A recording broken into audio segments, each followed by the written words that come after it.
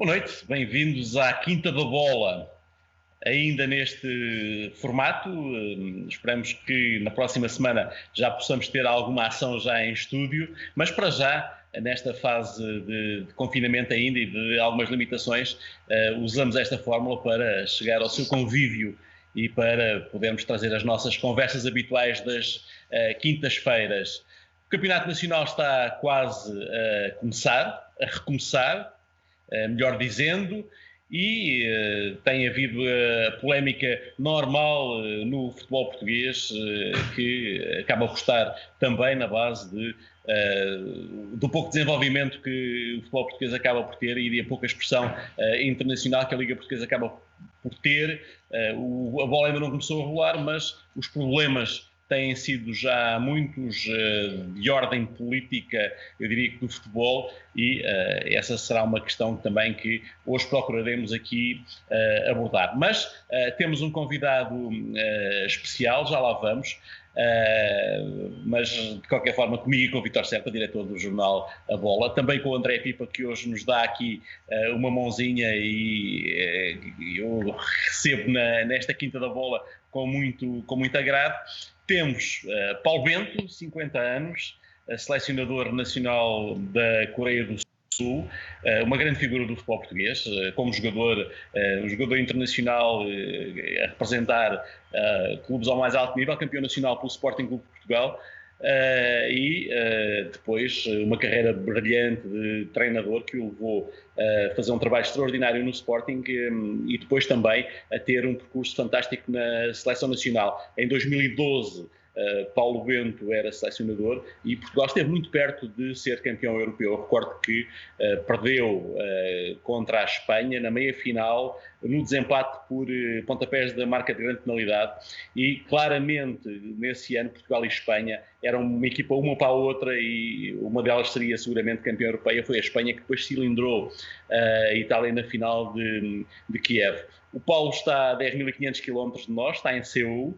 E eu começo por perguntar, Paulo, como é que têm sido estes dias? A Coreia do Sul passou bem por esta crise, de vez em quando há uns pequenos surtos que aparecem, mas a Coreia é apontada juntamente com a Alemanha como os países que melhor lidaram com a crise da Covid-19. Olá, antes de mais, boa noite a todos. Agradecer o convite para estar na Bola TV e desejar que estejam todos bem de saúde, assim como as vossas respectivas famílias. Eu quando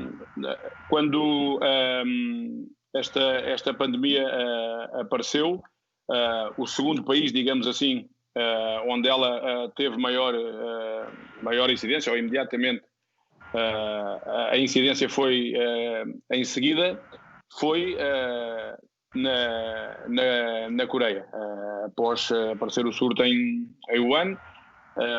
Os meses seguintes acabaram também por afetar a Coreia do Sul. Estávamos nós nessa altura em Portugal a realizar o trabalho que normalmente fazemos e que organizamos para fazer observações dos jogadores que temos na Europa. Depois tivemos que, no fundo, adiar um pouco a nossa vinda, que estava projetada para final de fevereiro, início de março, em função da maneira como as coisas estavam aqui, e acabámos por vir um pouco mais tarde. Acabámos por regressar à Coreia em abril. A verdade é que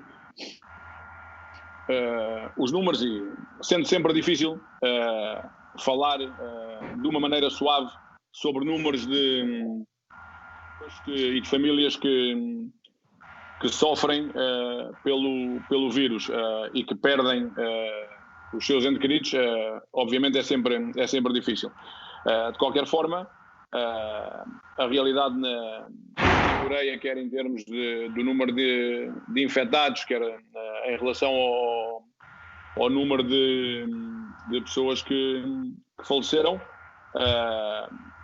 vem, no fundo, ao encontro de que algo seguramente os sul-coreanos tiveram que fazer bem, porque são, creio que, deixa-me dar-te aqui 11 mil infectados, Paulo, 300 mortos. Paulo, deixa-me dar-te aqui o número certo. Os números oficiais a este momento dizem que neste país, que tem 51 milhões de habitantes, houve 11.344 casos, dos quais resultaram 269 mortes, o que dá 5 por milhão de habitantes, e que é um número sendo sempre trágico, mas é um número baixo, e neste momento haverá no país apenas 735 casos ativos.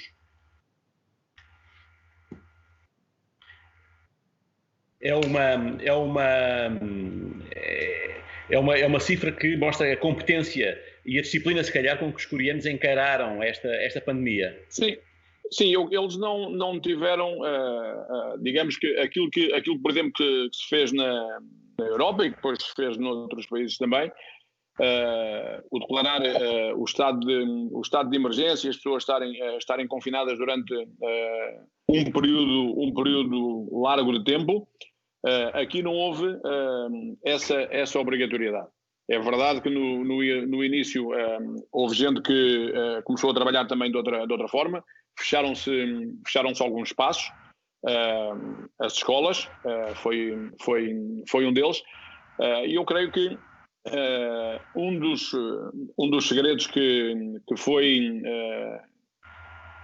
fez com que eles tivessem sucesso neste combate à pandemia teve a ver com a quantidade de testes que fizeram, com a localização da zona de onde apareciam os infectados e com quem depois esses infectados podem ter estado em contacto, e obviamente com isso tiveram um controle grande e eficaz da pandemia. E é algo que continuam a fazer. Eles neste momento continuam a ter esse controle. Nós tivemos que, assim que chegámos, passámos a noite após fazer o teste logo à saída do aeroporto, passámos a noite num sítio isolados, que pertence ao Estado. Viemos para casa só após os resultados terem sido negativos, e depois cumprimos um período de quarentena obrigatório de 14 dias. A partir daí, começámos a fazer a nossa vida dentro da normalidade possível. Eu diria que dentro da normalidade possível. E como é que é essa normalidade possível? Nós estamos já a ter reuniões no nosso espaço, na nossa cidade desportiva. Estamos a observar jogos que, como é do conhecimento de todos, estão a realizar à porta fechada. O campeonato tem neste momento 3 jornadas realizadas. Começou no dia 8 de maio.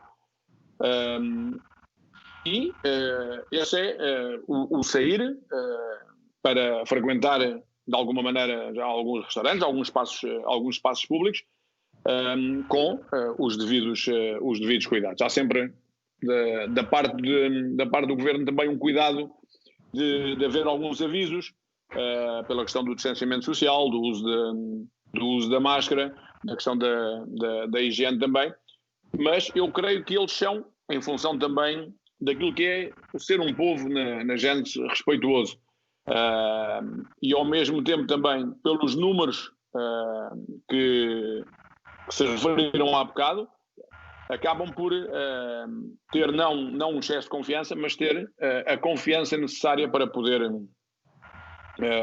fazer a vida dentro de alguma normalidade.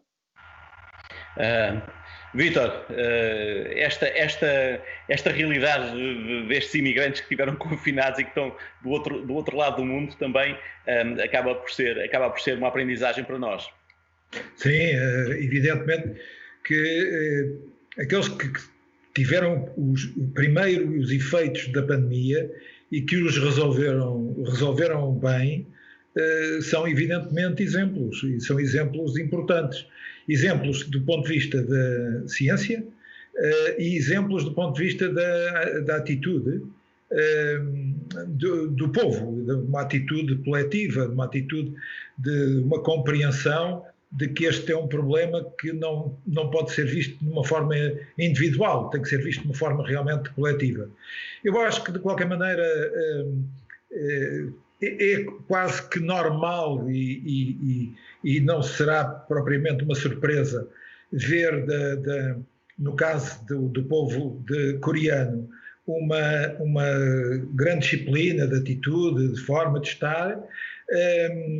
Eu, por exemplo, também conhecia a Coreia e, portanto, estive na Coreia durante algum tempo, não apenas em Seul, mas praticamente em toda a região do país, e fui sempre encontrando realmente, enfim, é um povo obviamente diverso, mas surpreendente terá sido até a forma como o povo português reagiu de uma forma muito madura, de uma forma muito, diria, serena e também de uma forma muito disciplinada. Aí é verdade que as coisas correram bem. De qualquer maneira, e não há dúvida nenhuma que o facto de, portanto, a República da Coreia ter conseguido resolver relativamente bem o problema, porque há sempre, evidentemente, danos complicados e mortes, foi um dos primeiros grandes exemplos para aquilo que é o chamado mundo ocidental. André, nós temos na Coreia neste momento o selecionador nacional e temos também um treinador que está a lutar pelo título. Para os treinadores portugueses estamos em alta.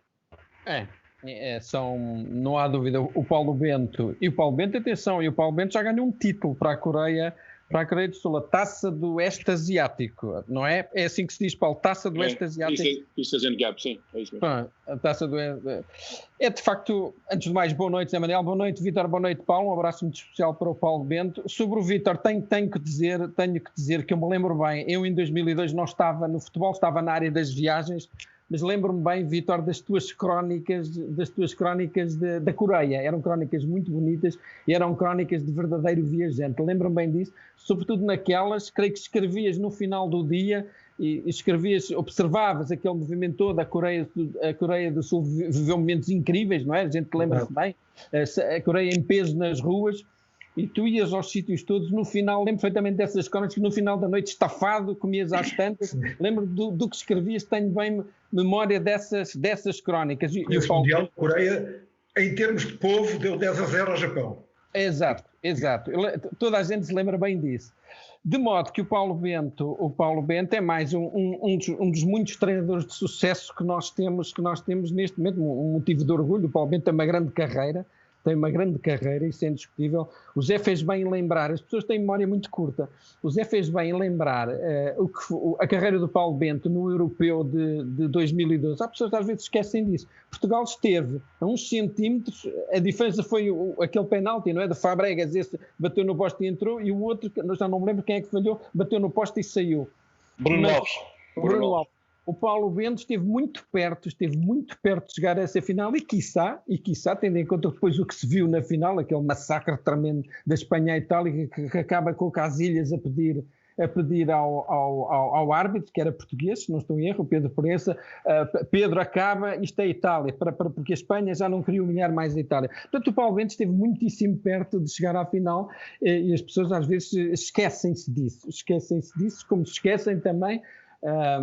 E esta é mais para o Paulo Bento, que eu tenho, observando o que se passou nos últimos anos, tenho cada vez mais a sensação que o Sporting foi o clube que projetou o Paulo Bento como treinador, primeiro de campeão dos juniores, depois naqueles 4 anos. Eu tenho a impressão, isto é uma provocação, que a última vez que o Sporting consistentemente esteve mais perto de voltar a ser grande no sentido de lutar todos os anos até ao final por títulos, campeonato, ganhar taças, foi mesmo com o Paulo Bento.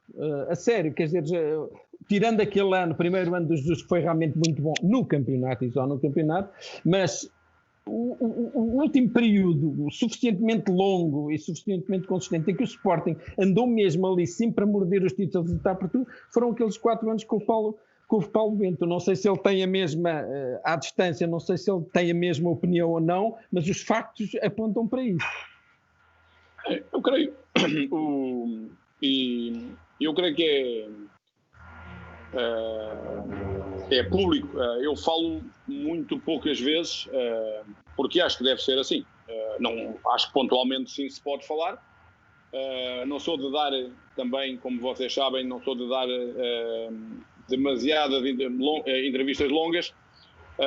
De qualquer forma, eu creio que é do conhecimento público aquilo que o Sporting significou, significa e significará para mim em termos profissionais e em termos pessoais. Já tive a oportunidade de o referir.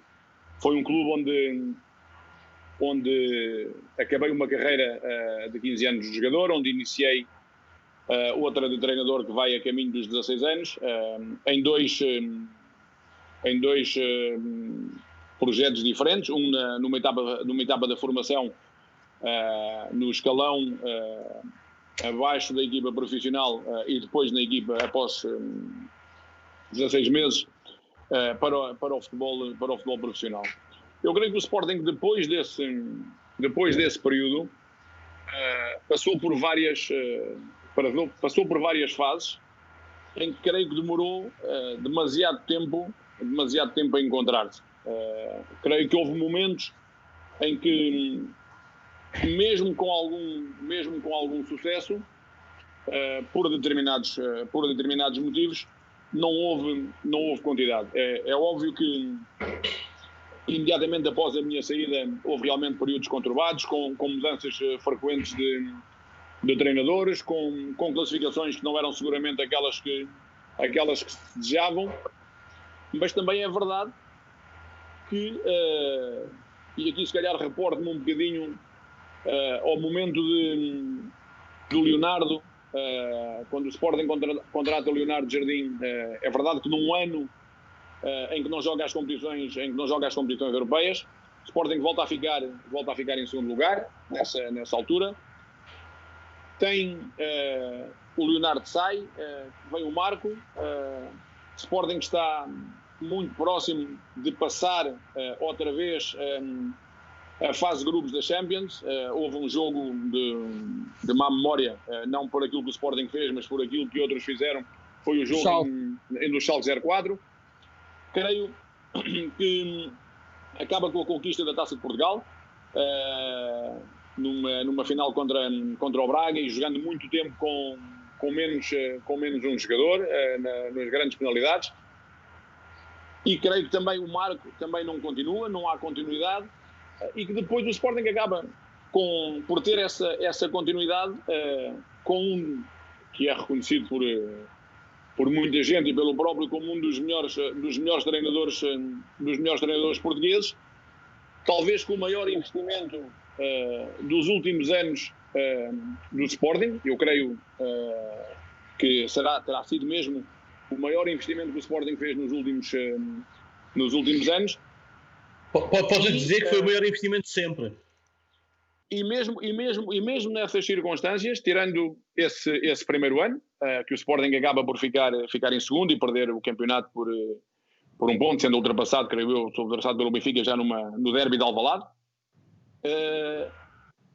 O Sporting, posteriormente a isso, nem no segundo lugar ficou. Acabou por conquistar a Taça da Liga nas grandes penalidades e a Supertaça logo na entrada do Jorge Jesus. E agora está outra vez, do meu ponto de vista, num processo de uma mudança demasiado frequente de treinadores. Espero e desejo, porque é um clube, não o escondo, é um clube que me diz muito, que o Ruben tenha essa estabilidade, tenha obviamente a capacidade e a pontinha de sorte que é preciso ter, e que as pessoas de uma vez por todas tenham paciência para poder suportar um projeto a longo prazo, que não seja só o número de anos de contrato que faz acreditar nesse projeto, mas sim realmente aquilo que se faz durante esse projeto. E é também por isso que eu estarei eternamente reconhecido e eternamente grato a pessoas que trabalharam comigo e que me deram essa oportunidade. Obviamente que nada disto teria acontecido e se calhar muito provavelmente não estaria aqui a dar esta entrevista se o Carlos Freitas não se tivesse lembrado de mim para poder treinar a equipa do Sporting e obviamente se não tivesse tido pessoas na estrutura como Soares Franco, como Ribeiro Teles, que nos momentos em que as coisas não correram bem, e houve momentos em que as coisas não correram bem, a época 2007-2008, mesmo com dois troféus conquistados e atingir os quartos de final da Liga Europa, não fomos tão competitivos no campeonato como fomos nos anos anteriores. Tínhamos sido em 5-6 e em 6-7 e depois em 8-9, mas se não fossem eles, com a capacidade para me suportar e acreditar realmente naquilo que era o nosso trabalho, naquilo que era a nossa filosofia, naquilo que era a nossa liderança, obviamente não teria estado o tempo que estive no Sporting e não se teriam provavelmente alcançado alguns resultados que eu acho que à la longue nos vêm dar alguma razão, mas não só pelos resultados, acima de tudo porque se acreditava em algo que se fazia. E deixa-me só terminar, que é também algo que isto não é só do Sporting. Eu acho que o futebol português tem que entender um pouco isto de uma vez por todas. O momento mesmo do Benfica, se analisarmos e formos ter em conta os 6 anos do Jorge, se não há um acreditar ao final de 4, muito provavelmente se calhar não existiriam aqueles 6. Porque até ao final de 4 anos era apenas um campeonato. Os outros 3 foram do Futebol Clube do Porto. Mas houve, com 6 anos de trabalho, houve 3 títulos. Com 4 anos de trabalho, havia um título. Reporto-me a campeonato nacional. Não há questão das taças da Liga também que existiram. Futebol Clube do Porto com Josualdo Ferreira e daí Aspas. Foi uma equipa ou um clube que sempre teve alguma estabilidade nos seus treinadores. Josualdo Ferreira só saiu no 4º ano depois de ter ganho a taça e ter perdido o campeonato. Eu creio que há factos que se sustentam que a estabilidade, não só pela estabilidade, mas que a estabilidade traz bons resultados. O Ruben ter estado no Sporting desta forma, em que o Sporting, um investimento nunca visto num treinador, vai-lhe dar mais segurança a ele próprio, ou seja, a direção do Sporting a partir de agora não tem condições para se afastar do Ruben Amorim neste projeto e neste caminho. Eu sinceramente eu não creio tanto nisso. Eu não creio que seja o facto de ter havido um investimento grande para a dimensão do futebol português. Obviamente não o podemos esconder que é um investimento grande num treinador jovem, de uma pessoa que eu tive a oportunidade e o privilégio de trabalhar na Seleção Nacional, em que esteve comigo no Mundial de 2014, não esteve, creio eu, em 2012 por uma lesão, senão creio que também teria estado, estaria dentro das nossas opções. Não sou daqueles que digo, estava claro que o Ruben ia ter este sucesso e que ia ganhar 11 jogos de 12 ou 10 de 12, não. Tinha claro que era um jogador maduro e um jogador inteligente do ponto de vista tático e que tinha condições para o ser. Agora, a carreira, ele sabe melhor que ninguém. Eu vou com a humildade de dizer que houve demasiados momentos até de muita felicidade neste curto trajeto, como ganhar uma quantidade de jogos nos últimos minutos em tão poucos jogos. Não é uma situação fácil de ocorrer. Agora, eu creio que não será o facto de ter custado 10 milhões ao Sporting que o vai sustentar, ou que o vai segurar, ou que o vai suportar. O que o vai suportar de verdade será o trabalho que ele conseguir desenvolver e a capacidade e a crença, não nos 10 milhões que investiu, mas naquilo que o Ruben for desenvolver. E a capacidade de um presidente que já demonstrou ter capacidade para outras coisas, ter a capacidade para segurar um treinador de uma vez por todas, que é importante. Mas essa não tem sido a especialidade dele. Não tem sido a especialidade do meu ponto de vista, muito sinceramente, terá que ser um passo.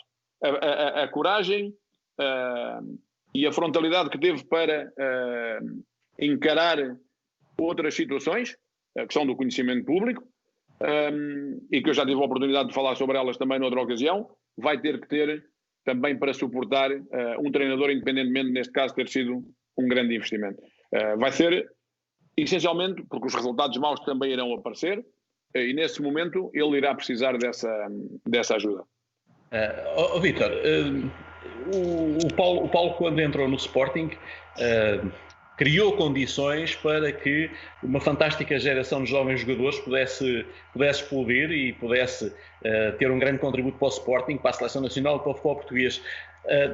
Nesta conjuntura em que vivemos, o Ruben Amorim está forçado a seguir o mesmo caminho, por um lado, e por outro lado, será que tem lá na academia valores que possam fazer parecido com aquilo que o Paulo Bento conseguiu fazer naquela altura?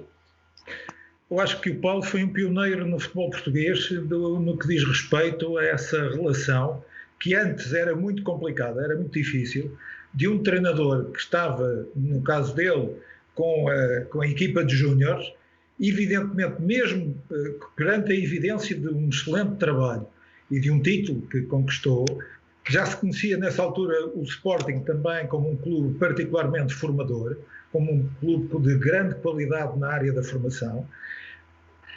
O facto de ter havido esta aposta no Paulo, naquela passagem direta da área, portanto, do futebol júnior para aquilo que era a equipa principal e o futebol profissional, e a forma como o Paulo apanhou e agarrou essa oportunidade, contribuiu claramente para um diferente futuro no futebol em Portugal.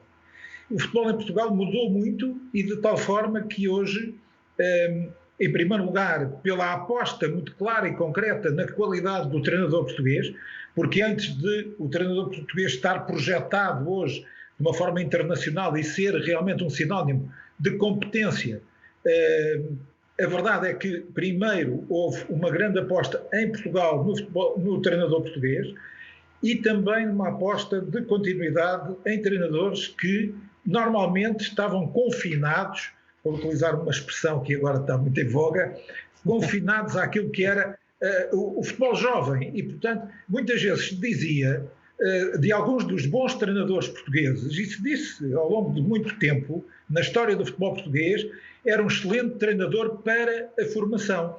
Bom, isto não existe propriamente, porque um excelente treinador é um excelente treinador, quer dizer, não é para a formação, nem é para qualquer outra, nem é para o sub-23, nem é depois para a equipa principal. Se é um excelente treinador, há que apostar e há que criar condições para que ele evolua. Por um conjunto de circunstâncias, e também como o Paulo há bocadinho referiu, por algo que me parece que continua a ser fundamental nos clubes, que são as pessoas. Nos clubes, nas empresas, nos países, as pessoas continuam a ser fundamentais. E um conjunto de pessoas com qualidade como dirigentes viram realmente a qualidade de um jovem treinador, apostaram nele e continuaram a manter essa qualidade. Isto reflete coerência. E reflete uma coerência que, se juntarmos realmente àquilo que o Paulo dizia da questão da estabilidade, se é uma coerência na área da competência, e se não é uma coerência, por exemplo, também pode haver coerência portanto, naquelas situações, digamos, quase de improviso, porque são sempre improvisos, portanto há coerência no improviso. Não, aqui as coisas correram realmente muito bem, correram francamente bem. Hoje em dia, os sportinguistas, e há bocadinho o André dizia, e bem, que a memória dos portugueses é curta, a memória dos homens é curta, dos portugueses ainda mais curta, e no caso do futebol português é curtíssima, é quase, portanto, ontem já ninguém se lembra. Mas eu acho que os sportinguistas, todos os sportinguistas se lembram de um período em que o Sporting não teria, à partida, grandes condições do ponto de vista da estrutura e do seu equipamento e do grupo, e conseguiu criar uma unidade, conseguiu criar uma coerência que lhe permitiu ficar apenas, portanto, enfim, o Futebol Clube do Porto, como se sabe, nessa altura era absolutamente indiscutível na sua hegemonia, mas no campeonato geral dos outros, o Sporting ficava à frente do Benfica, o que naquela altura era um título, porque é preciso atender às circunstâncias em que isso acontecia.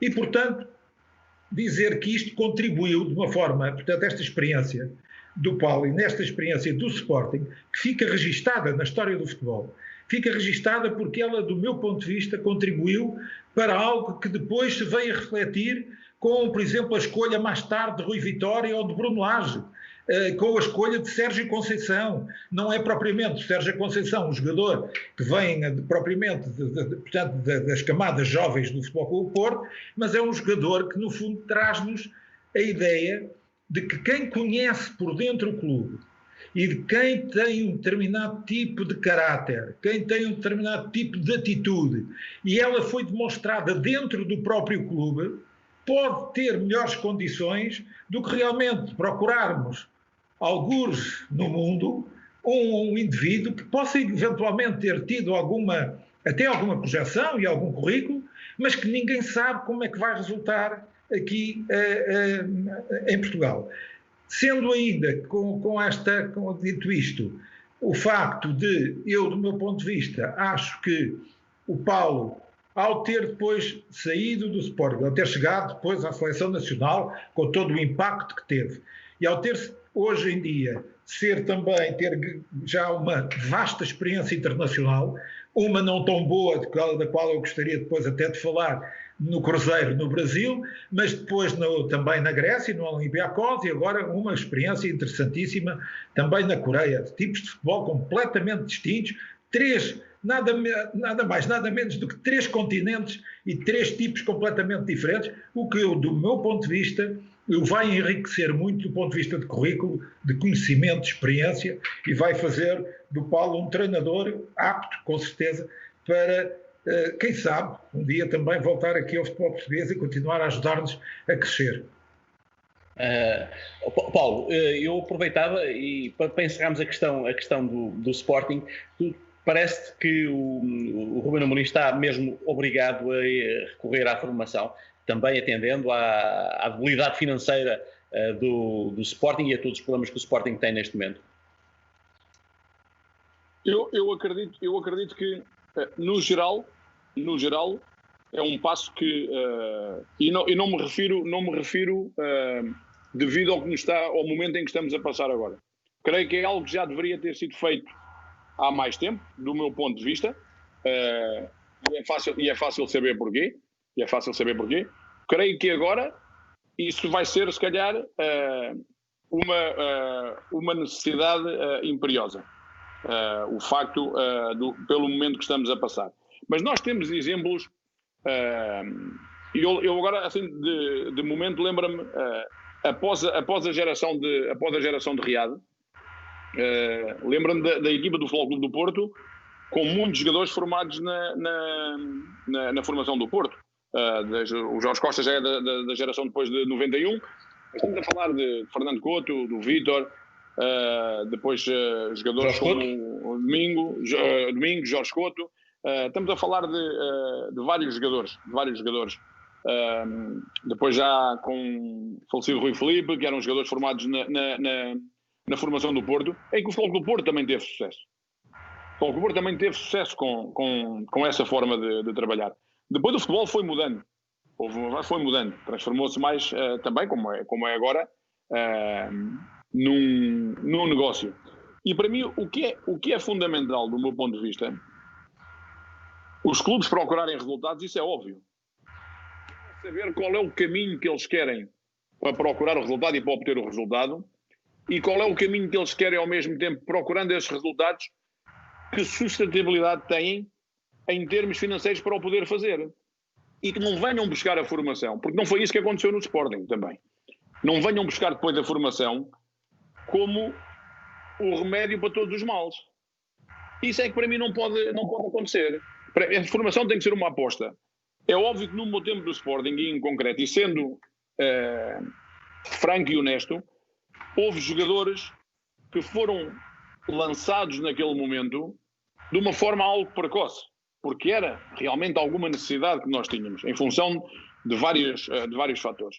Agora, outros jogadores seriam sempre parte do plantel, independentemente do tipo de investimento que se fizesse. Não estarei agora aqui, creio que é demasiado óbvio, a referir os nomes que poderiam ser 1 a 1, mas obviamente que houve outros em que lhes queimámos etapas e que isso muitas vezes foi muito mal compreendido por pessoas do próprio clube, por adeptos do próprio clube.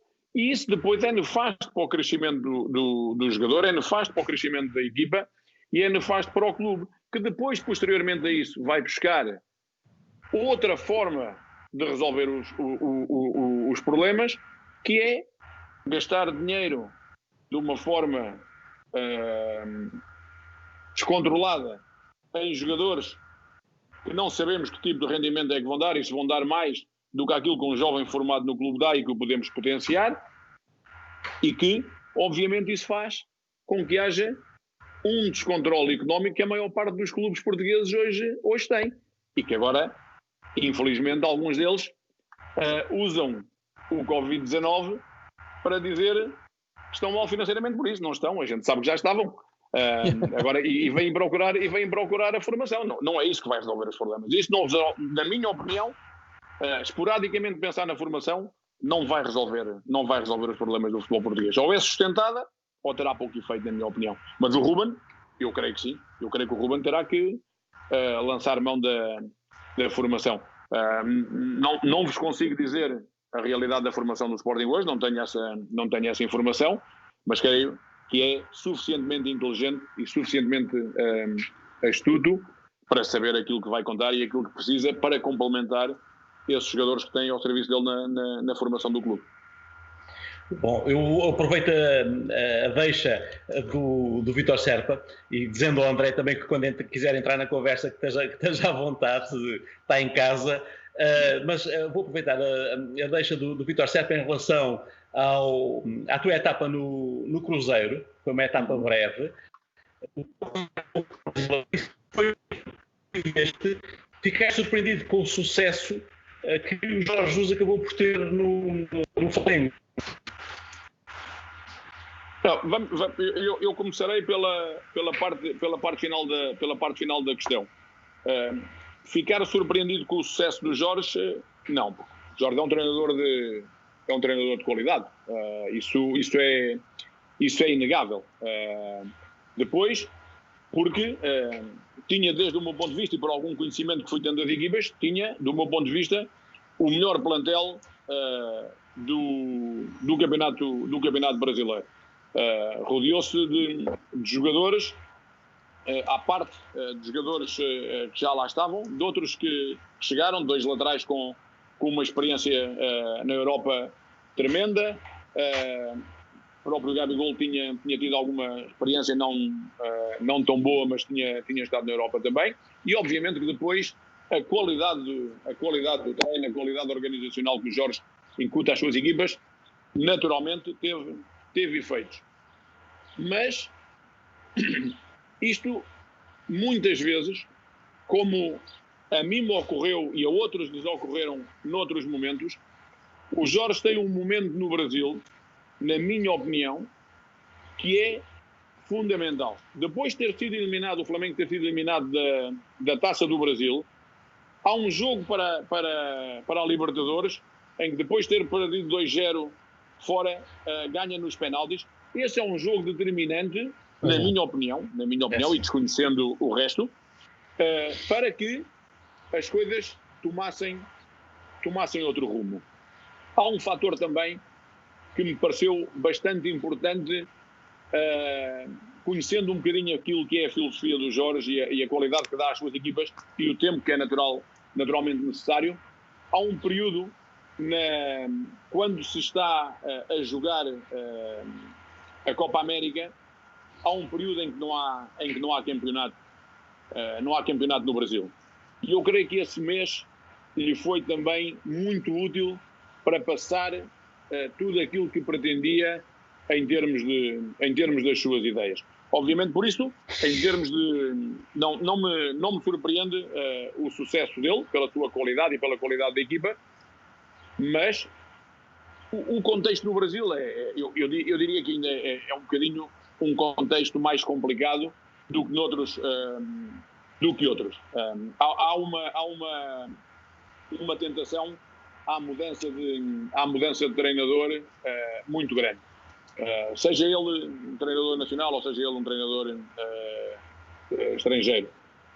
E nós tivemos um contexto. Creio que já tive a oportunidade de dizer isto e vou voltar a repeti-lo. Se me perguntam nos 15 anos, em função dos resultados, nos 15 anos que levo de treinador, quase 16, onde foi o sítio que os resultados não apareceram, ou os objetivos não apareceram, eu diria que no Brasil, é óbvio. E depois a questão do Mundial, de nós não termos passado em 2014 aos oitavos de final. Esses eu diria que são os objetivos maiores. É aquilo que eu posso dizer que, ok, isto eu considero um falhanço. No Brasil eu, sem qualquer tipo de arranjar, porque vocês conhecem-me, eu não gosto nada disso, qualquer tipo de desculpa, creio que houve alguns fatores agregados a erros que cometi, que levaram também a que não alcançássemos melhores resultados do que aqueles que alcançamos. O chegar depois de um estadual realizado, com a primeira jornada do campeonato realizada, não correu bem, a primeira jornada do campeonato também não. Temos um plantel que dissemos e informámos que eram necessárias certas determinadas mudanças. Não tinha possibilidade de contratar naquele momento só a partir do meio de junho. Depois, a partir daí do meio de junho, foi quando chegaram alguns jogadores que eram jogadores por nós referenciados. Tivemos outro handicap muito grande, é a calendarização do Brasileirão, que se joga 38 jornadas, mais a Taça do Brasil a duas mãos, se joga num período de sensivelmente 4 meses, mais ou menos entre a segunda semana de maio, início de maio, até ao início de dezembro. E obviamente que a falta de treino, em termos coletivos, foi um handicap para nós. Encontramos um grupo longo e com muitos jogadores lesionados também. E obviamente que depois algumas opções que eu tomei, que eu creio que se fosse hoje o que teria feito diferente. O facto de, ao contrário do que fiz quando tive processos mais estáveis, de me manter fiel a um sistema tático com algumas alternativas, no Brasil procurei mudar demasiado em função dos jogadores que tinha disponíveis e colocá-los nas posições que eles poderiam render mais. E creio que às vezes teria sido melhor ter mantido mais um sistema, tentando adaptar algum jogador um bocadinho fora da sua posição. E esse foi um erro que acabou por me custar caro. E eu creio que, se fosse hoje, eu teria o feito de outra maneira. Creio que foi o maior erro que cometi no Brasil, foi o facto de querer mudar demasiado, não a ideia da equipa, não o método da equipa, mas sim o sistema com que partíamos em cada jogo. E daí as coisas também terem corrido mal por isso. Não tenho dúvidas nenhumas. Sim, André, entra. Sim. Deixa-me só fazer uma curiosidade aqui. O Vítor já tinha falado, o Paulo, na carreira muito curiosa do Paulo Bento até agora, porque é um treinador novo, já tem experiências na Europa, obviamente, na América do Sul e agora na Ásia.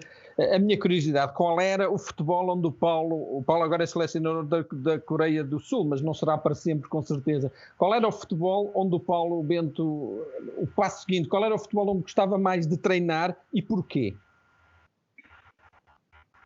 André, eu não, ao longo da minha carreira como jogador, e tendo jogado em dois dos grandes do futebol português, tendo sido internacional, tendo tido uma experiência internacional numa das melhores ligas europeias, nunca fui de fazer grandes projetos a longo prazo. Foco-me, porque acho que deve ser assim, foco-me não direi demasiado, mas foco-me totalmente naquilo que é o meu momento, e esperarei para ver aquilo que o momento que vivo e aqueles que possa viver imediatamente a seguir a este me levem a ter melhores opções num momento mais longínquo. Veremos se é isso que passa neste momento. E como treinador, igual.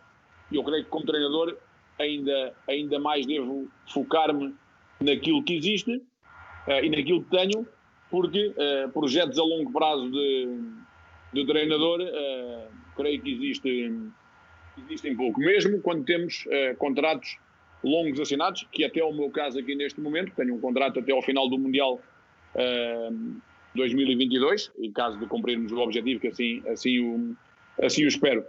Por isso, depois disso, logo verei o que me acontece. Creio que todos dizemos gostaríamos de treinar nos melhores campeonatos, se há possibilidade ou não de o fazer. Veremos o que o futuro me reserva. Eu creio que sabemos-lo, há treinadores que provavelmente podem escolher o clube para onde querem ir treinar e escolher os jogadores que querem ter para treinar e para competir. Eu não me incluo nesses. Incluo naqueles que têm que trabalhar, como eles têm também, como é óbvio, e que depois logo me escolherão a mim. Tu, em relação ainda ao Brasil, como é que é a sensação de um treinador de saber que está num país e com dirigentes que têm uma cultura de ter o dedo muito rápido no gatilho para, à primeira dificuldade, mudarem treinador? E sente-se, cria dificuldades adicionais? É uma coisa, mas essencialmente é uma coisa que se sente da parte do treinador? Eu creio, houve um treinador que foi meu treinador e um dos que mais me marcou, que tem uma frase que é verdadeira, mas acima de tudo que é engraçada, né? Ele dizia ou disse que eu sei porque é que me despedem, mas nunca soube porque é que me contratam. Isto normalmente é pelos resultados, né? Normalmente. Já agora, quem foi esse treinador, Paulo? O Lilho, o Juan Malilho. Eu creio que ele tem razão. Normalmente somos despedidos pelos resultados. Normalmente, não sempre. E eu explicarei porquê também. Mas porquê é que nos contratam? Muitas vezes eu acho que os clubes ou as seleções não sabem. Sabem. Não o pretendem saber. Muitas vezes podem ir pelo currículo. E só por isso. E eu creio que é preciso saber algo mais. A questão do Brasil, Zé, eu diria que eles têm um bocadinho a tendência para puxar mais rápido. Mas só mais rápido. Porque para puxar todos têm. São poucos aqueles que não têm tendência para puxar o gatilho ao treinador. Eu disse-o também há pouco tempo. Nós hoje em dia, e eu creio que se calhar de uma maneira, por vários fatores também, hoje em dia a nossa posição é demasiado frágil numa estrutura. Do meu ponto de vista é demasiado frágil numa estrutura. Estamos muito no meio entre aquilo que é o poder que os jogadores têm e o medo que os dirigentes têm. E isso torna-nos o trabalho mais difícil. Já não só pelos resultados, mas pelo estado de espírito depois de muita gente à volta na estrutura. E vou-te dar um exemplo. O Brasil, ponto final. Contexto difícil, erros próprios, mencionei-os atrás, que foi para mim o maior erro e fui responsável por isso. E depois, uma pessoa que chegou ao pé de mim e que me disse eu não consigo por estes resultados não consigo suportá-lo em função do que é a imprensa e o que é o público, o que é a torcida, como eles dizem, né? E a partir daí vou demiti-lo. Não, ou seja, havia um resultado, mas por exemplo, e isso acho que me curou um bocadinho daquele sentimento às vezes porque é sempre um momento triste. Eu senti-me triste quando me demiti do Sporting, senti-me triste no momento em que me demitiram da seleção, senti-me triste no momento em que me demitiram do Cruzeiro, mas depois quando me demitiram na Grécia, estando em primeiro, estando nas meias finais da Taça e estando nos oitavos de final da Liga Europa, já me curei. Já me terei dito, não posso ficar triste. Estavas em primeiro. Isto já não depende. Isto já não depende de resultado, já não depende de forma de trabalho. Aí estavas em primeiro. E curei-me um bocadinho. Como? Tinhas 7 pontos de avanço nessa altura. Sim, 6 ou 7 pontos de avanço, a 6 jornadas do fim. Mas qual é a diferença? É o presidente do Olympiacos, que é, digamos assim, sendo simpático, um bocadinho excêntrico. Tem a ver, eu acho que nós vamos vivendo experiências ao longo da nossa carreira, em várias facetas. Como jogador não temos se calhar depois essa noção, porque são posições diferentes, mas depois, enquanto treinador, vamos sentindo aquilo que é o dirigismo. Mesmo depois daqueles que têm muito sucesso, e que a gente pensa às vezes que possam ser grandes líderes, não é assim. Não é assim. E a verdade é que essa experiência, que é um clube grandioso, é um clube com umas condições extraordinárias, uma academia extraordinária, um estádio extraordinário, um país extraordinário para viver, creio um bocadinho à nossa imagem, à nossa dimensão, mesmo em termos sociais e tudo mais, mas um clube extremamente complicado.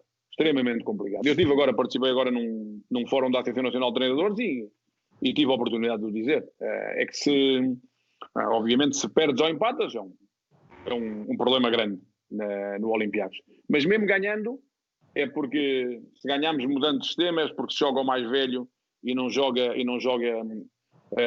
o mais novo. Depois é porque apostamos na formação e não jogam os mais veteranos. Há uma constante polémica em relação a tudo aquilo que envolve o treinador.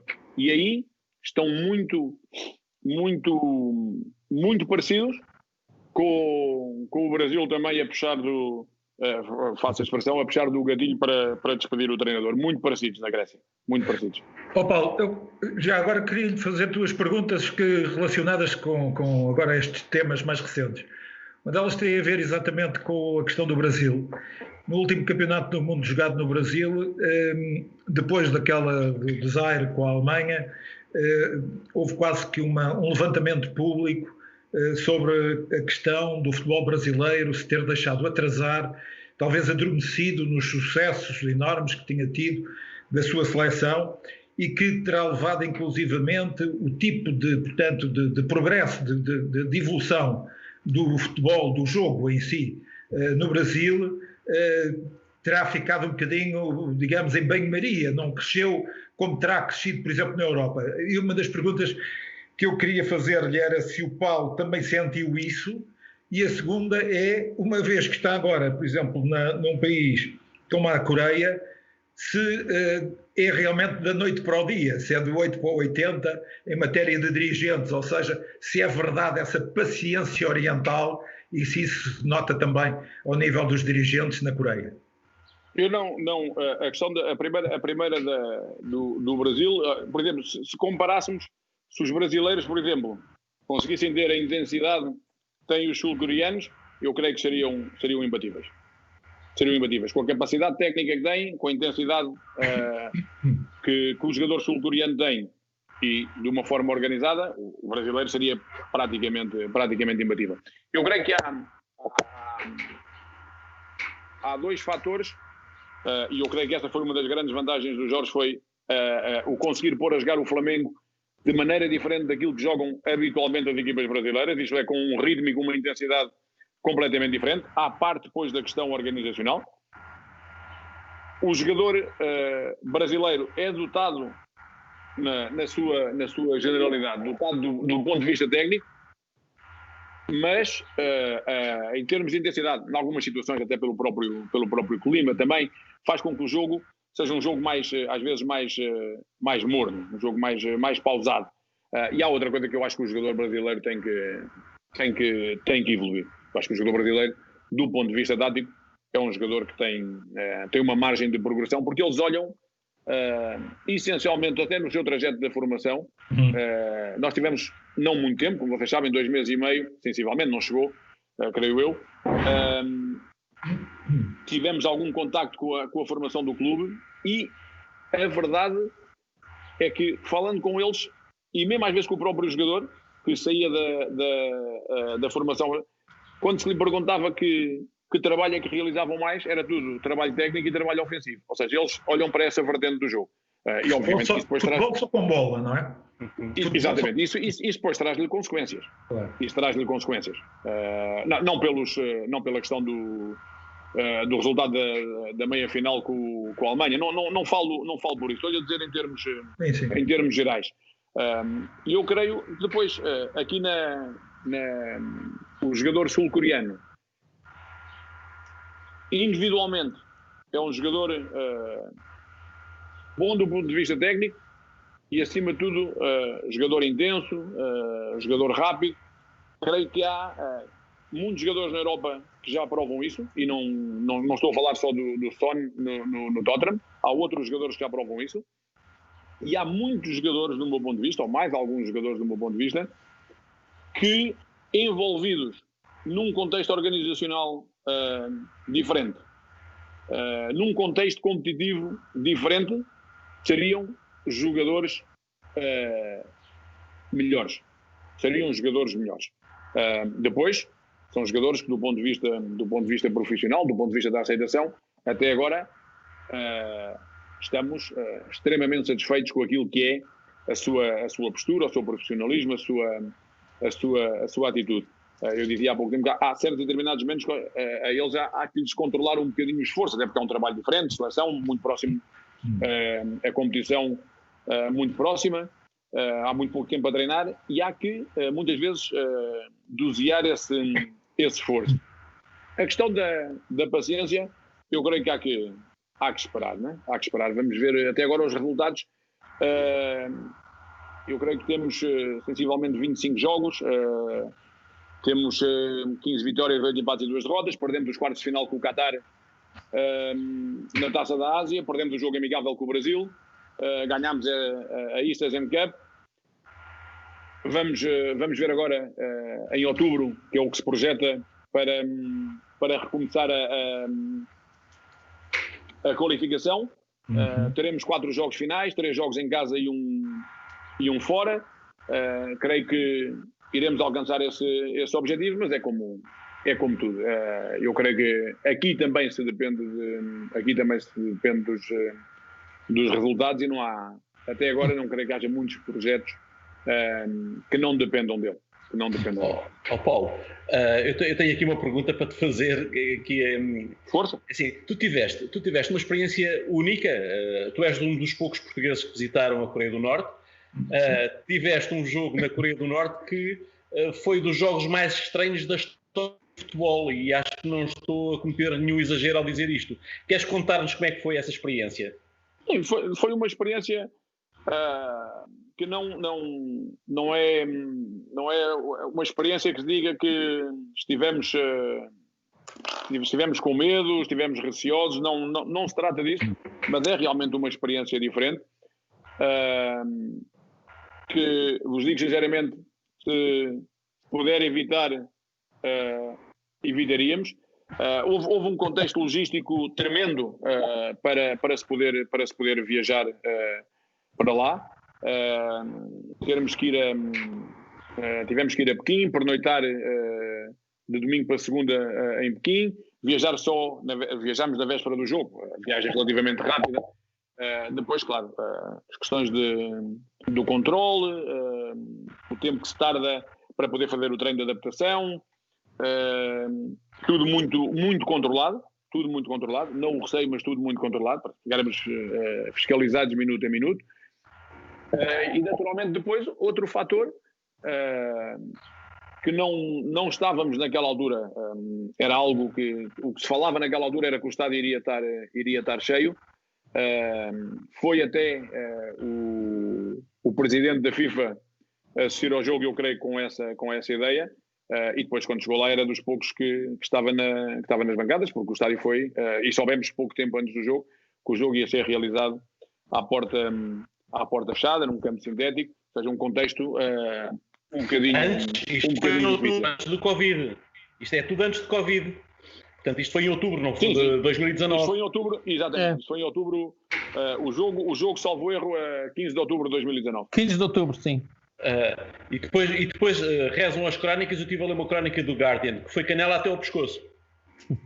Sim, foi um jogo essencialmente a fase inicial do jogo. A fase inicial do jogo teve realmente níveis de agressividade da parte do adversário extremamente elevados, que se deixaram ir e obviamente ganharam confiança com aquele tipo de jogo e que o mantiveram. Enquanto tiveram alguma frescura, acabaram por o manter, o que nos criou algumas dificuldades, agregado ao facto de jogarmos num campo de relva sintética, onde a bola rola mais lento, que favorece equipas que naturalmente queiram defender, queiram provocar mais duelos, aproximam-se com mais facilidade ao portador da bola. O jogador que vai receber demora mais tempo a executar porque a bola também lhe chega mais lenta. Obviamente que isso tudo acabou por condicionar o jogo essencialmente na primeira parte. Depois da segunda parte um bocadinho diferente. Mas sim que os níveis de agressividade foram demasiado altos e com pouca intervenção. Paulo. Não, vai, Zé. Não, entra, André, entra. Não, estávamos aqui a falar de Brasil, do Olympiacos, da Coreia do Sul e não resisto a fazer-lhe esta pergunta. Como treinador, como amante do futebol, que eu sei que é, alguma equipa, seja de clube, seja de seleção, que neste momento lhe encha mesmo os olhos? Penso, por exemplo, está num hotel, passa... Não, Zé, não te ri. Já sei onde é que és. Não, mas alguma equipa que esteja a jogar, que o Paulo vai passar no hall de um hotel, está a dar na televisão e o Paulo fica para... Não, estes quero ver. Eu acho que há várias, não há uma, hein? Há várias, não há uma. E com também, se calhar e aqui vou um bocadinho também, se calhar pela vertente de treinador e de amante do fenómeno, como referiste, de gostar do jogo. Mas eu gosto do jogo de diferentes maneiras e respeito o jogo das diferentes maneiras, até porque já tive, em alguns casos também, ideias um bocadinho diferentes. Obviamente que olhas para o City, para o Barcelona, e são equipas que te dá gozo ver jogar. Pela sua organização, pelo seu estilo, que te dá prazer ver jogar. Mas depois olhamos para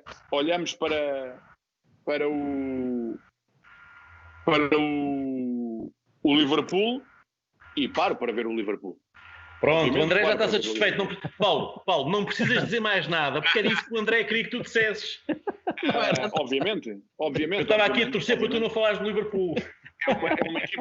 É uma equipa que me agrada, que tem um estilo diferente, mas que me agrada. Mas não sou, para dar um exemplo de um estilo diferente, em que as pessoas podem dizer que é mais aborrecido, mas olho para o Atlético de Madrid e vejo uma equipa em que lhe podemos retirar muitas e muitas coisas positivas. Se calhar olhamos e dizemos assim, mais no aspecto, na fase defensiva do jogo, certo? No Liverpool, se calhar na fase defensiva do jogo e na transição ofensiva, a maneira como preparam, certo? Mas são ambas equipas com estilos diferentes do City e do Barcelona.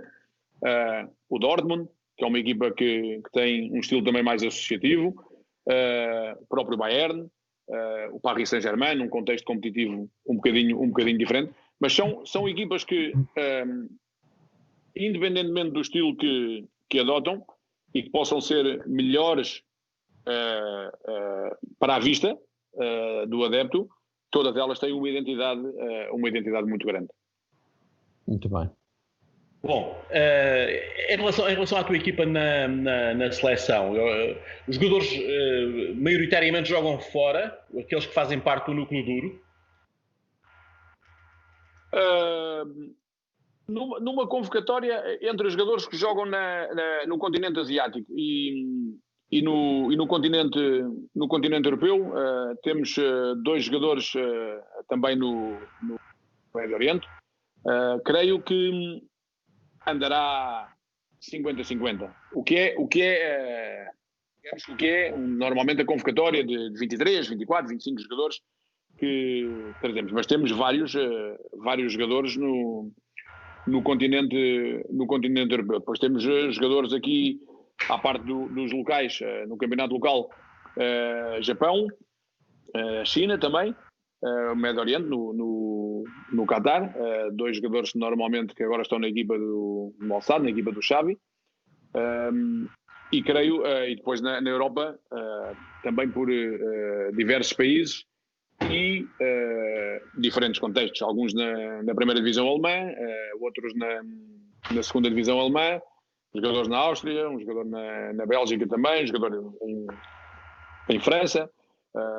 São jogadores, ou seja, temos jogadores no fundo em diferentes países, em diferentes ligas e por consequência em diferentes contextos competitivos.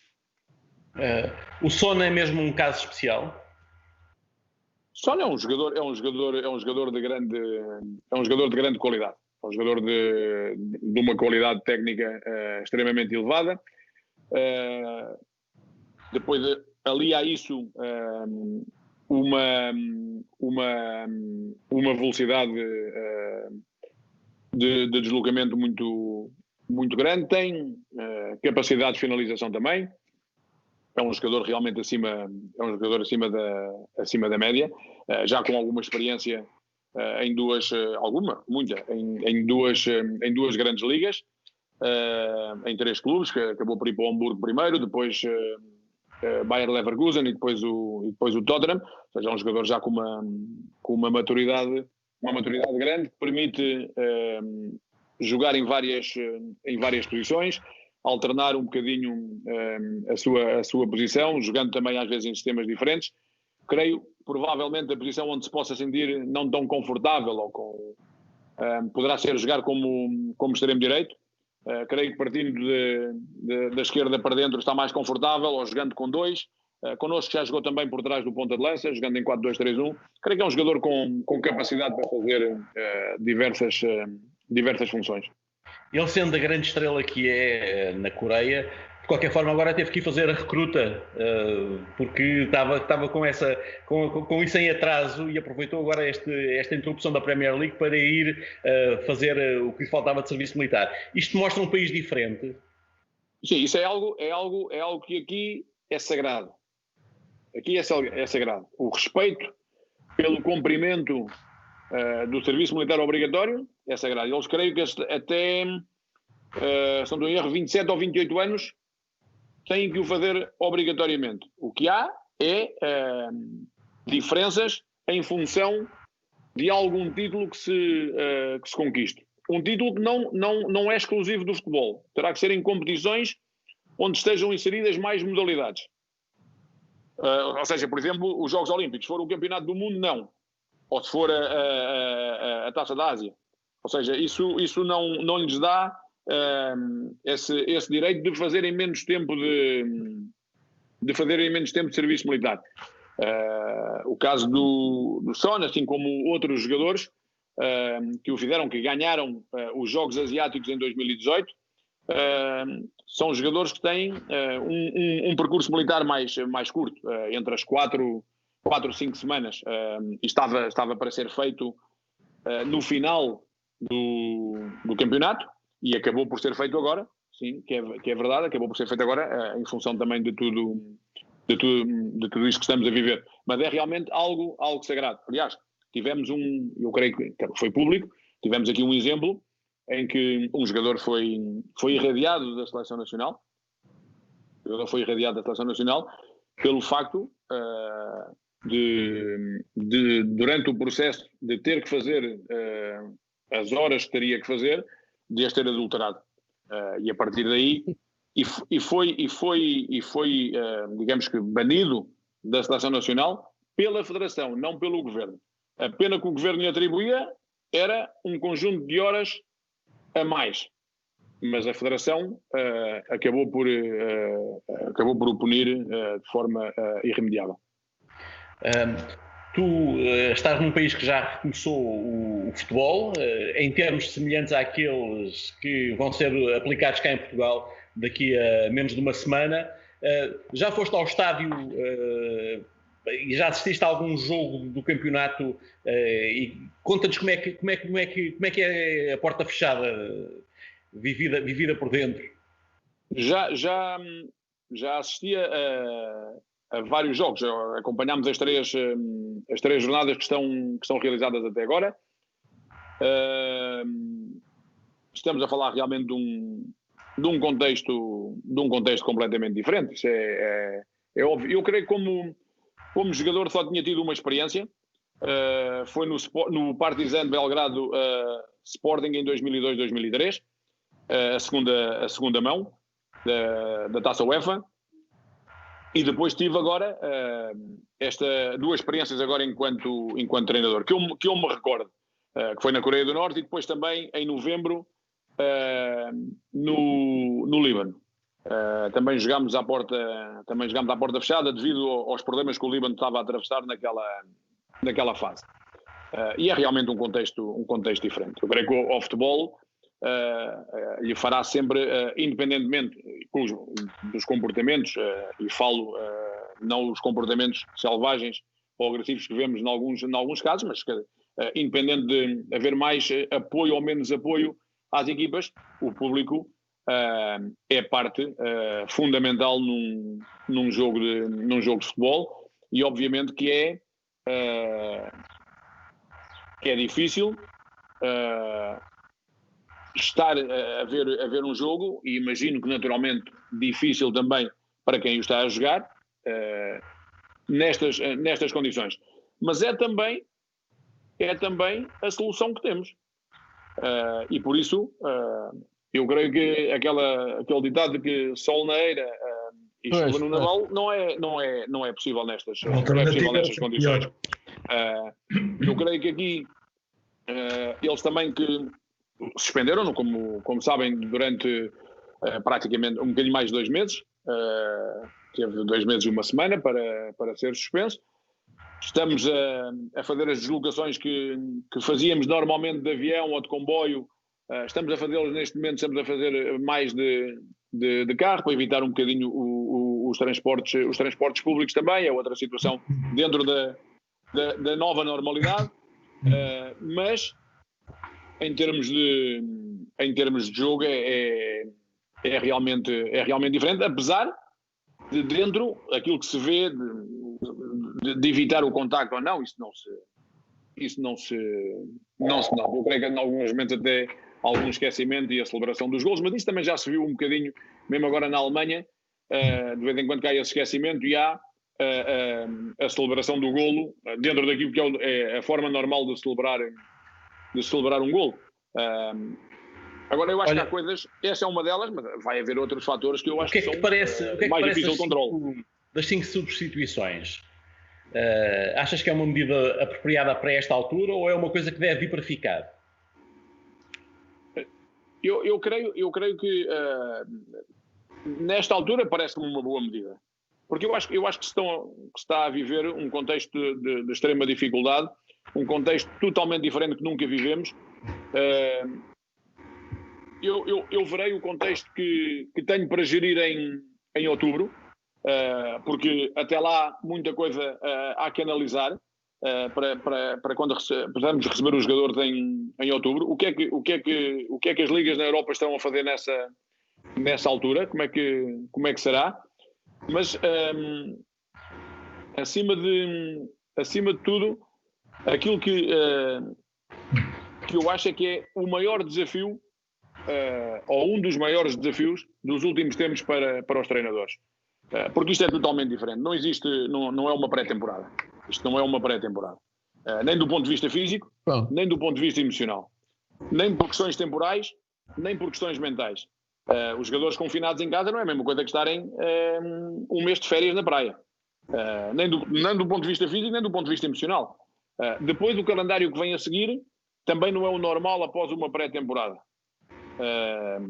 E isso naturalmente vai criar dificuldades na gestão dos treinadores, e eu creio que as 5 substituições poderá ajudar de alguma forma a colmatar alguns problemas que possam ocorrer, como agora se soube na Alemanha, por exemplo, que houve um número de lesões, essencialmente na primeira jornada, um número de lesões algo elevado e algo fora do normal, se calhar para outra situação.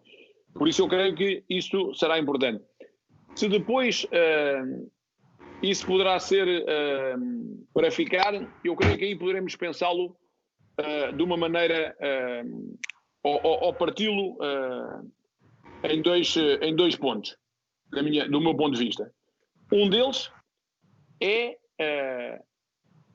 pelo aspecto dos treinadores terem mais opções no banco e poderem usar mais jogadores. Eu creio que isso é positivo. Aliás, isso usa-se em alguns campeonatos. A Itália, se não estou em erro, pode convocar mais do que os 18. Nas grandes competições, como os europeus e os mundiais, estão 23. Eu não vejo porque isto não possa acontecer nos campeonatos nacionais. Outra coisa que me parece importante é que o uso das substituições possam ter espaços temporais para se realizarem.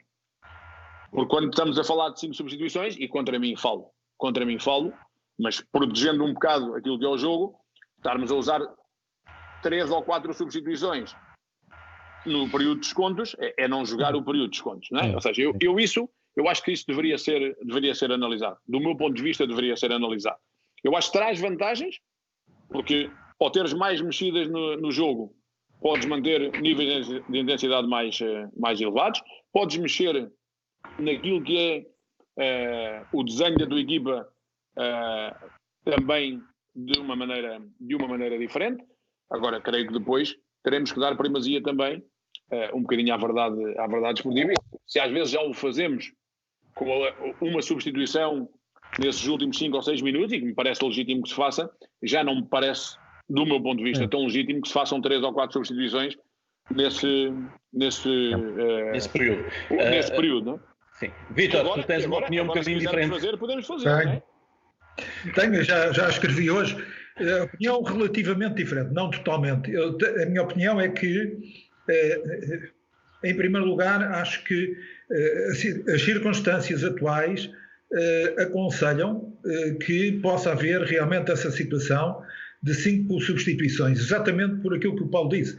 Neste momento, por exemplo, no caso português, mas não só, há muito pouco tempo de preparação para digamos, mês e meio de futebol muito intenso, de uma competição muito intensa, com jogos de 3 em 3 dias, e não há condições humanas da parte dos jogadores para estarem suficientemente preparados para esse tipo de competição. Portanto, é provável, e digamos, não é desejável, mas é provável que aconteçam muitas lesões e, portanto, acho que até para salvaguardar a verdade esportiva deve haver essa possibilidade de haver, neste caso, a título excepcional, 5 substituições. O que eu digo é que para o futuro, o que se tem notado, e eu aí vou um bocadinho na linha daquilo que diz o Jorge Valdano, tem-se notado uma certa ânsia em mudar sucessivamente e sistematicamente as regras do jogo e o futebol, de uma maneira geral. Não utilizando exatamente o mesmo sistema, as mesmas regras, para poder fazer evoluir dentro de determinado contexto, o que obriga a grande criatividade, mas obrigá-lo a evoluir com medidas diversas, como esta, por exemplo, das 5 substituições. E uma das questões que eu levantava era, eu acho que o futebol deve mudar, não deve ser diferente de qualquer outro setor da sociedade. Portanto, tem naturalmente que evoluir, deve evoluir, mas eu penso que deve evoluir num contexto programado, planeado e pensado, sobretudo, pelas pessoas do futebol.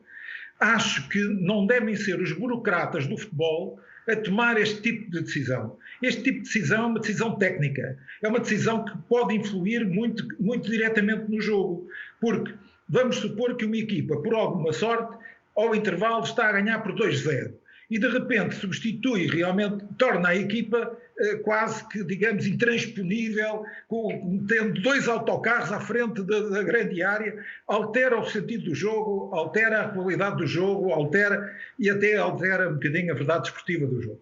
Eu penso que não estou a dizer que seja completamente insustentável passarmos por uma solução dessas. Eu digo, aliás, a título de alguma blague, que o futebol estaria assim a aproximar-se cada vez mais do hóquei no gelo, em qualquer dia entram 11 e saem 11, para haver mais competitividade e mais intensidade, e não estou muito fora dessa realidade daqui por não sei quantos anos, porque quando o futebol for realmente muito mais, ainda mais, um espetáculo televisivo do que é hoje, mas o que eu digo é que a evolução no futebol deve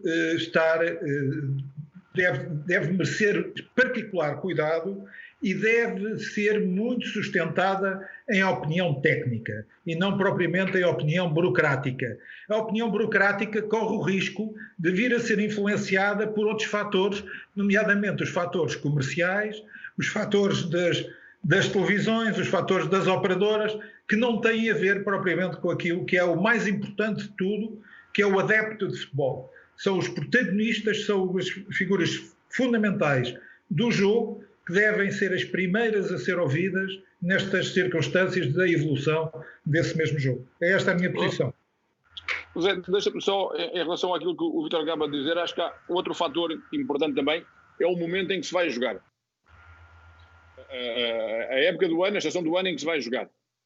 Isso é outro fator a ter em consideração também, que normalmente não se joga nesta altura. Tirando um bocadinho as grandes competições da seleção durante o mês de junho e julho.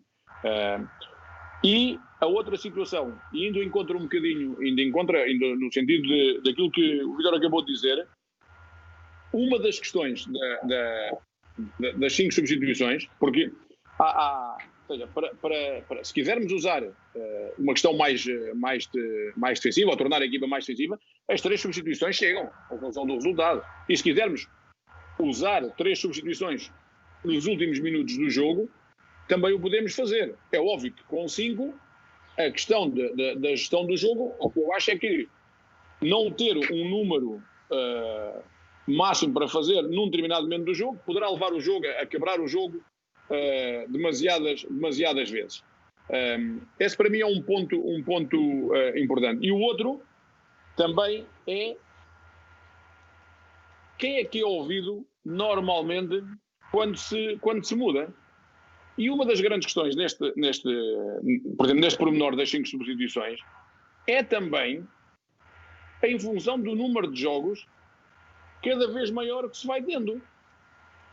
E que agora também os cérebros, muito provavelmente os grandes cérebros que pensam o futebol, que estão nas grandes instituições como a FIFA ou a UEFA e por aí fora, lembraram-se agora e precisaram de que viesse uma pandemia, lembraram-se agora que não há muitas datas para fazer face quando há algum problema. Quando é que esse problema já existia antes? Não precisávamos de, infelizmente, ter este problema nas nossas vidas. Era evidente, já havia uns que se ouvem mais, casos de Klopp, casos de Guardiola, que já tinham dito, e outros mais, sem ser tão visíveis, que já tinham dito que a maneira como se estava a competir e a maneira como se estava a jogar, obviamente, vai acabar por esgotar os jogadores do ponto de vista físico e do ponto de vista emocional. Mas eles, antes de ocorrer esta situação, diziam uma coisa, ou dizem agora uma coisa, mas antes estavam a fazer outra. O que eles diziam é que era preciso reduzir, agora dizem que é preciso reduzir, se calhar, o número de jogos, mas antes estavam a criar novas competições. Estavam.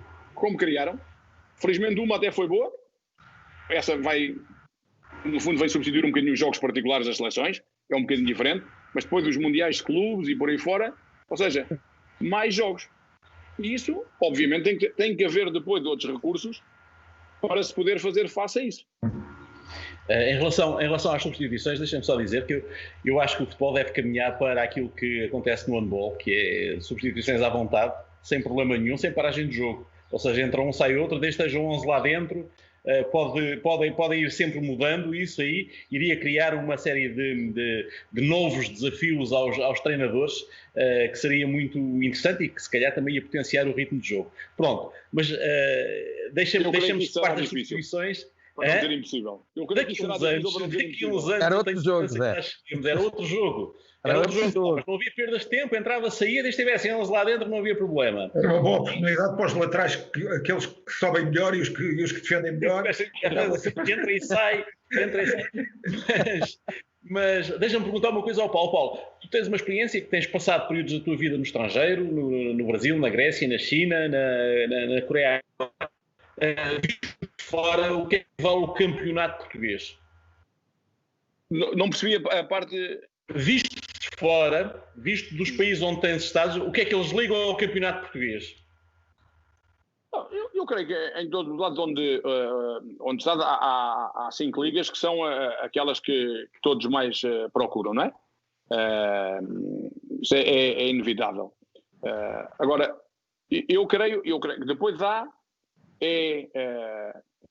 um fruto de vários protagonistas, o caso de Ronaldo, o caso do Mourinho, e o caso depois de outros treinadores também no estrangeiro, e que aguçam também a curiosidade e o gosto por aquilo que se possa fazer em Portugal. Eu creio que isso e atrás depois de Ronaldo, muitos outros jogadores que também estão nas grandes ligas. Não direi, como é óbvio, que Portugal está para aquilo que se pretende ver ou saber, como estão, ou o Campeonato Português, como estão as cinco maiores ligas, mas isto não está em nenhuma das outras também. Depois, da forma como eu o vejo, eu creio que nós continuamos, do meu ponto de vista, a fazer as coisas bastante bem dentro do campo, promovendo boas equipas, promovendo bons treinadores, comprovando o bom trabalho, a astúcia, a organização dos treinadores portugueses, ao mesmo tempo que continuamos a ver os mesmos problemas, as mesmas polémicas, cada um a olhar para o seu umbigo, e eu sou daqueles que, se calhar por não ser muito otimista nestes casos, quando se relaciona muito com o dirigismo no futebol português, que isto agora vai mudar depois da pandemia. Eu acho que isso só muda até vir a vacina. A partir do momento em que tivermos a vacina, eles vão continuar no caminho deles. Aliás, mesmo durante a pandemia, já estão no caminho deles. E a verdade é que parece que ninguém tinha problemas financeiros, por exemplo, e bastou nem um mês passado da pandemia e já estava tudo sem dinheiro. Isto não é, obviamente, exclusivo de Portugal. Houve outros casos, se calhar, mais surpreendentes, mas a verdade é que no nosso país isso aconteceu. Mesmo aquele que supostamente estaria mais folgado do ponto de vista financeiro, acabou também por ter problemas. E isso tem a ver um bocadinho, ou vem entroncar um bocadinho com aquilo que falámos, se calhar, anteriormente. O que é que eu fiz antes? O que é que eu poderia ter feito, se calhar, com a formação? E não levar os clubes para esta situação. Achas que temos futebol para 18 clubes? Achas que temos futebol para 18 clubes na primeira divisão?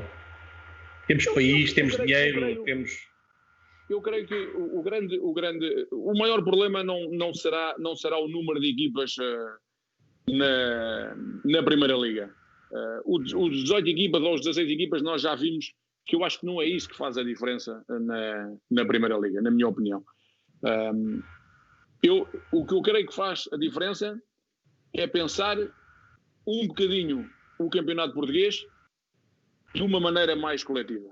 Torná-lo mais competitivo. E isso só se vai conseguir no dia em que olharmos para o futebol português como um todo e não que 3 queiram estar completamente à par dos outros todos e que não haja a mínima competitividade ou não haja a competitividade necessária para se poder ter uma liga mais apelativa.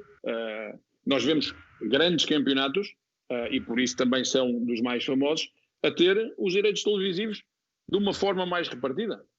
Depois, obviamente, em função das suas classificações, terão outro tipo de recursos.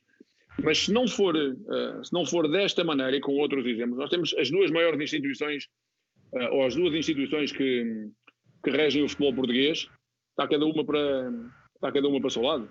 Uma tentando atropelar a outra esvaziada completamente de poder. A sensação que dá assim à distância, e ela é grande, é que a Liga neste momento nem o calendário desta última fase do campeonato o fez. dava a sensação que eram os clubes que estavam, ou os mais poderosos pelo menos, a fazer o calendário, com guerras completamente absurdas, quando o que estava em causa, e a gente sabe que o que está em causa é jogar para sobreviver. Não é jogar para ser campeão ou para ver quem é que vai à Liga Europa ou vai à Liga dos Campeões.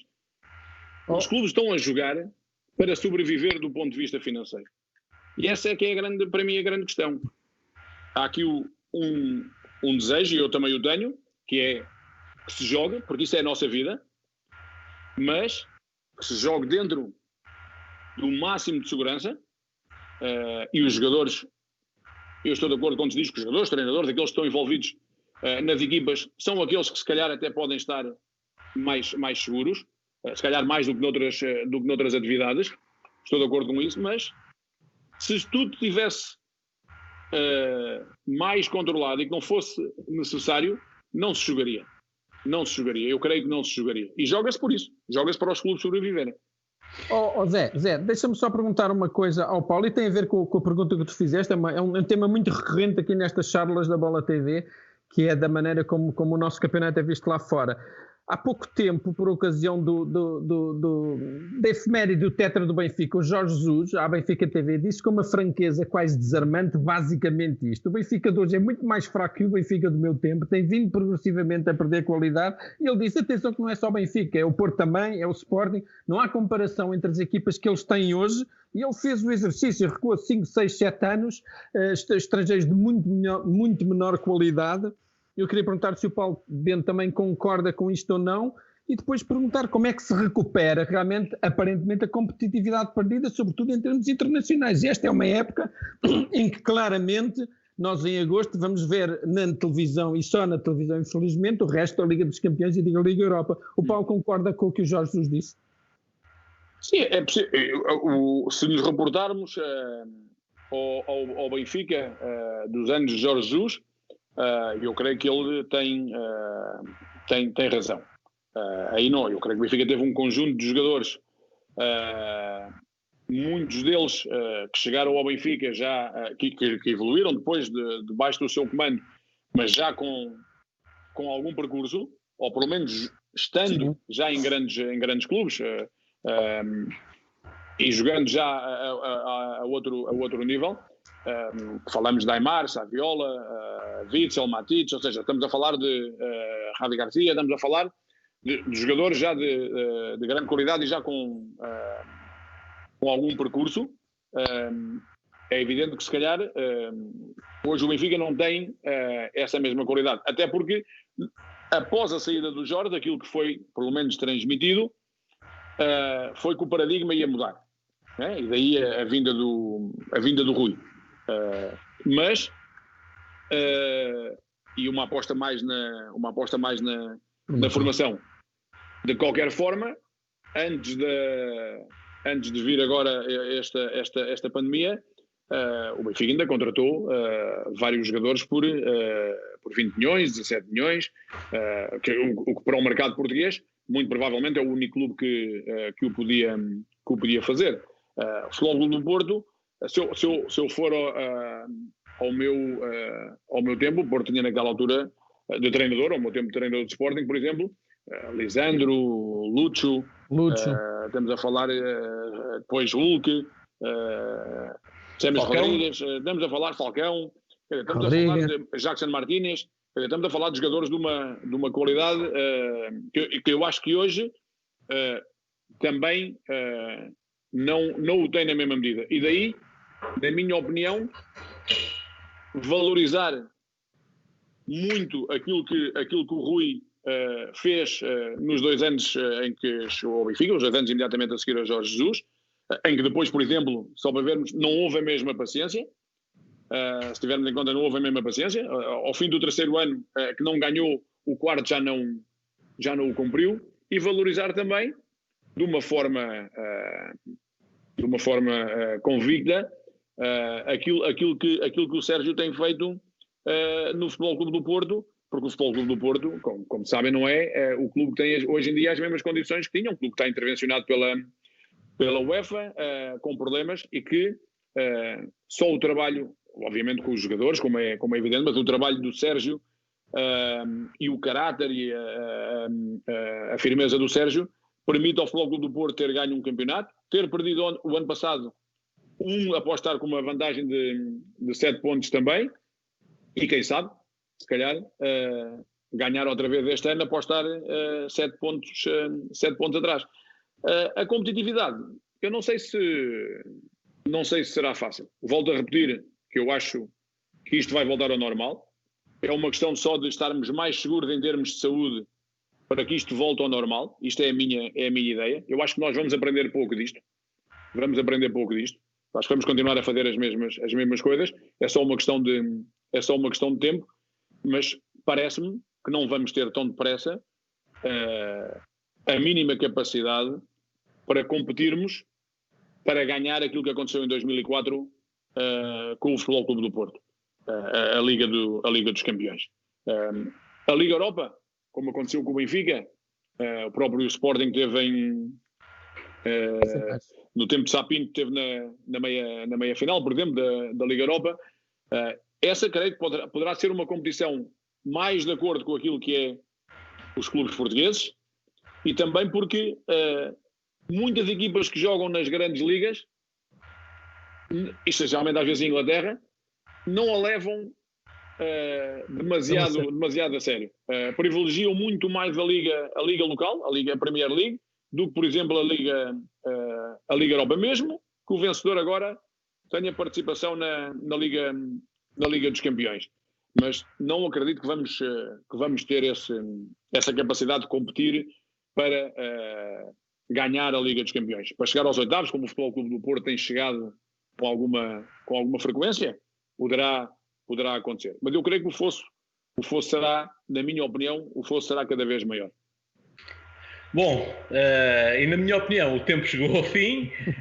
Nós, aliás, já ultrapassámos aqui o nosso tempo. Paulo, eu tenho que te agradecer a tua enorme disponibilidade para responder a tudo e mais alguma coisa. Foi uma conversa muito agradável contigo. Ficámos a saber um bocadinho mais sobre a realidade da Coreia, mas ficámos essencialmente com a certeza de que o futebol português pode continuar a contar contigo sem restrições.